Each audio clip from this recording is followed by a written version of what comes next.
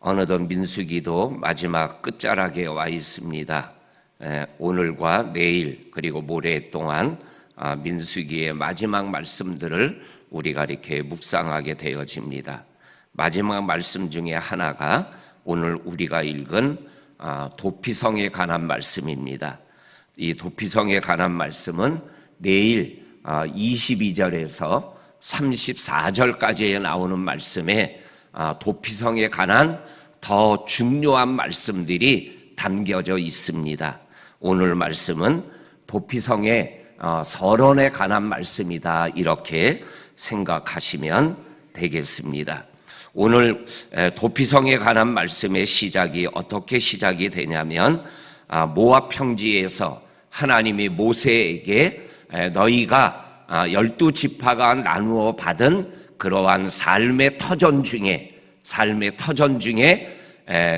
성막을 위하여 일하는 레위 사람을 위하여 48개의 성읍을 그들에게 주어서 그들로 하여금 거기에서 먹고 살 수 있도록 하여라. 왜냐하면 그들은 땅을 기업으로 받지 않고 하나님이 기업인 인생을 살아가는 사람들의 먹고 사는 문제를 이스라엘 백성들이 12지파가 나누어서 책임을 져줘야 된다, 이렇게 말씀하여 주시면서 특별히 48개의 성읍 중에 6개의 성읍은 도피성으로 따로 떼어 놓아라, 이렇게 이스라엘 백성들과 레위인에게 말씀하고 있는 말씀이 6절과 7절에 있는 말씀 속에 기록되어져 있습니다.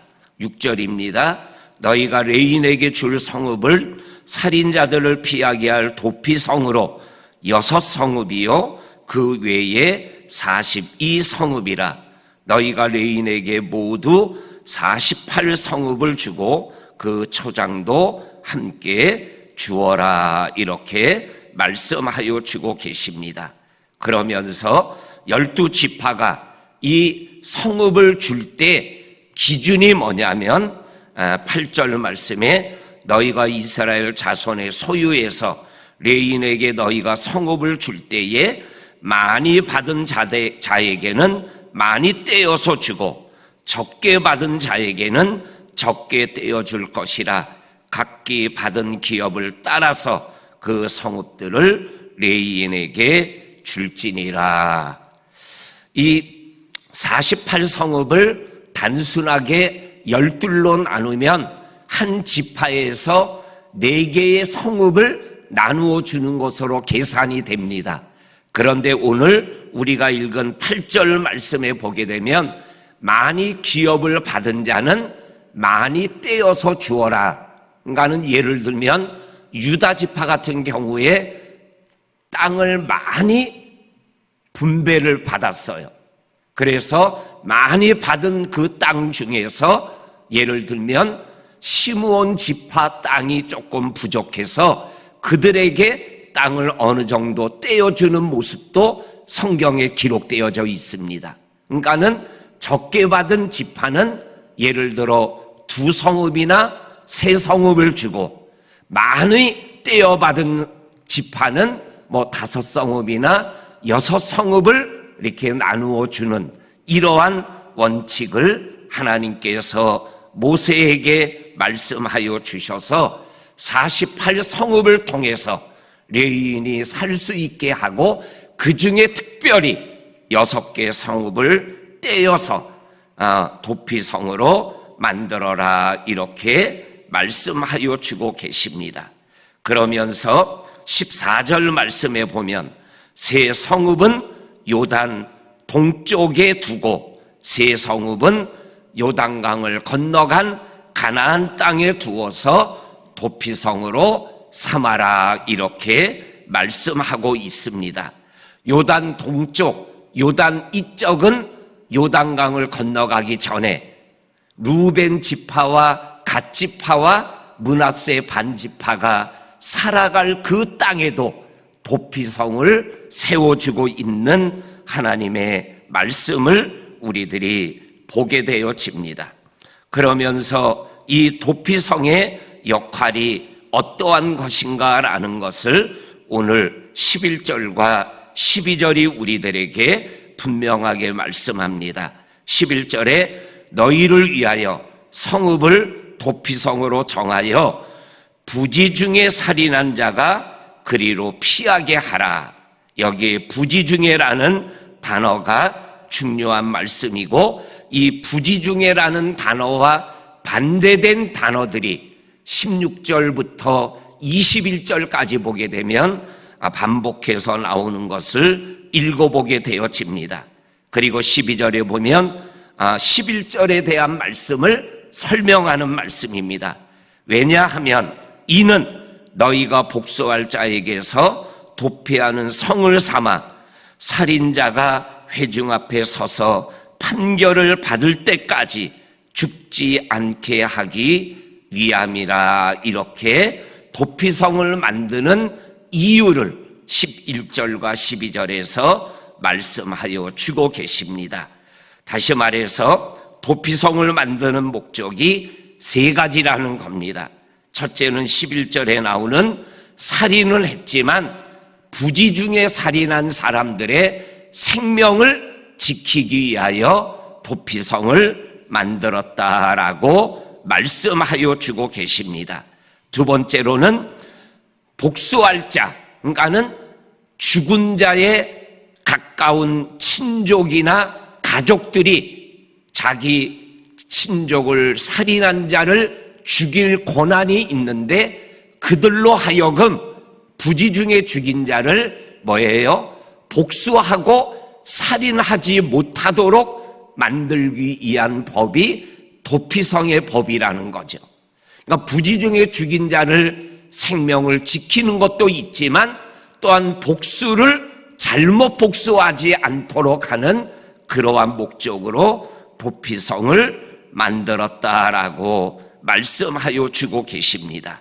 그리고 세 번째가 판결을 회중 앞에서 판결을 받을 때까지는 이 복수나 살인이 멈추어져야 된다라는 원칙을 세워주고 있는 이러한 말씀을 우리들이 보게 되어집니다. 그리고 더 나아가서 이 도피성에는 누가 도피할 수 있는가? 첫째는 부지 중에 살인한 자들이죠. 그 다음에 두 번째는 15절에 나오기를 이 6성읍은 도피성은 이스라엘 자손이나 타국인이나 이스라엘 중에 거류하는 자는 부지 중에 살인했다면 누구든지 도피성으로 피할 수 있다라고 말씀하여 주고 있는 것입니다. 그래서 이 도피성을 통해서 우리들이 확인할 수 있는 것, 부지 중에 살인한 자가 살 길은 도피성으로 들어가는 것밖에 없습니다. 그래서 그 성읍 동서남북 그 곳에 6군데의 도피성을 만들어서 빨리 자기가 부지 중에 살인했다라고 그러면 빨리 그 성읍으로 들어갈 수 있게 하도록 하기 위하여 만들어진 것이 도피성이다. 부지 중에 살인한 자가 살 길은 도피성으로 들어가는 길밖에 없다. 이것은 영적으로 뭐예요? 죄인이 살 길은 예수 그리스도에게로 피하는 것밖에는 다른 길이 없다라는 것을 우리들에게 말씀하여 주고 있는 것이죠. 그리고 15절에서 우리가 함께 말씀했던 것처럼 이스라엘 사람이나 타국인이나 이스라엘 안에 거주하는 사람이나 누구나 예외 없이 도피성으로 피할 수 있으면 부지 중에 살인한 자는 어느 기간 동안 살인을 당하지 않고 살 수 있다라고 말씀하며 누구든지 주를 믿으면 멸망치 않고 영생을 얻으리라는 그 말씀과 연결되어져 있는 말씀이기도 합니다. 그러면서 아까 잠깐 말씀드렸지만 부지 중에 살인한 것과 반대되는 말씀, 다시 말하면 도피성으로 숨어 들어갈 수 없는 사람들, 들어가서는 안 되는 사람들, 들어가더라도 다시 나올 수밖에 없는 사람들, 이러한 사람들을 16절부터 말씀하고 계십니다. 16절에 철련장을 가지고 죽인 사람은, 이 사람은 살인할 무기를 가지고 있었다라는 것 자체가 의도성을 가지고 있었다라는 거죠. 17절에 사람을 죽일 만한 돌을 손에 가지고 있다가 그 돌로 사람을 죽인 자. 또한 18절 말씀에 보면 사람을 죽일 만한 나무 연장을 가지고 있었던 사람들, 이러한 사람들은 나는 부지 중에 살인했어요, 그 말이 거짓말이 된다라는 거죠. 왜요? 살인하는 무기를 가지고 저 야구방망이로 머리를 때리면 사람이 죽는데 야구방망이를 가지고 있었다. 그러면 살인할 의도가 있었다라는 것을 증명하게 되는 것이잖아요. 그리고 또한 20절 말씀에 보면 만일 미워하는 까닭에 밀쳐서 죽이면, 산에 가서 야호하고 있는데 뒤에서 확 밀쳐버리는 마음에 미움이 있고 살인할 마음을 가지고 함께 산행하다가 밀치는 이러한 죄, 이거는 부지 중에 죽인 게 아니기 때문에 복수하는 자에게 죽임을 당하게 된다라는 것이죠. 21절에 보면 아기를 가지고 손에 무기는 없지만 아기를 가지고 손으로 쳐 죽이는 죄도 복수하는 자에게 죽임을 당하게 된다라고 말씀하여 주고 계십니다. 하나님은 악의적인 것이 아니지만 나도 모르게 부지 중에 살인한 자의 생명을 지킬 수 있도록 도피성을 만들어 주신 그 하나님이 내가 원죄를 가지고 태어난 내 죄를 예수 그리스도의 이름으로 피하면 살 길이 열리게 하시는 그 은혜를 알게 하시는 그 말씀 앞에서 오늘도 우리는 피난처 되시는 예수님에게로 나아가는 저와 성도님들이 될 수 있기를 주의 이름으로 간절히 축원합니다. 아멘.